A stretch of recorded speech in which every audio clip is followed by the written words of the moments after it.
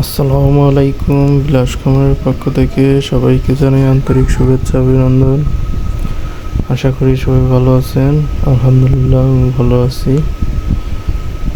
তো 10 দিন চলতেছে মুরগির। তো আমি কিন্তু এই পাশটা ভ্যাকসিন দেওয়ার পরে থেকে এই পাশটা খালি রেখেছি, এখন ওদের এই পাশটায় শিফট করে দিয়েছি। তো এখন ওদের জায়গা বড় হয়ে গেল, এখন ওরা সুন্দর করে চতুর্দিকেই ঘুরে বেড়াবে, চলাচলে ওদের কোনো সমস্যা হবে না। যত দিন যাবে ওদেরকে তত জায়গা বৃদ্ধি করে দিতে হয়, যাতে করে ওরা মানে চলাফেরা করতে কোনো প্রবলেম না হয়। আর এই যে এতে করে লিটার যে অপরিষ্কার হয়ে যায়, নোংরা হয়ে যায়, সেটাও পরিষ্কার করার একটা সময় আসে। তো আমি এখন এই পাশটায় নিয়ে এসেছি। তো এই পাশটা যে নোংরা হয়েছে ওটা আবার চেলে ওদের বিষ্ঠাগুলো ফেলে দিতে হবে। দেওয়ার পরে তখন আমি আবার 3-4 দিন পরে ওই জায়গাটার সাথে এই জায়গাটা অ্যাড করে বড় করে দেব। তো ভ্যাকসিন দেওয়ার পরে মুরগিগুলো ইনশাল্লাহ অনেক চঞ্চল হয়ে আছে।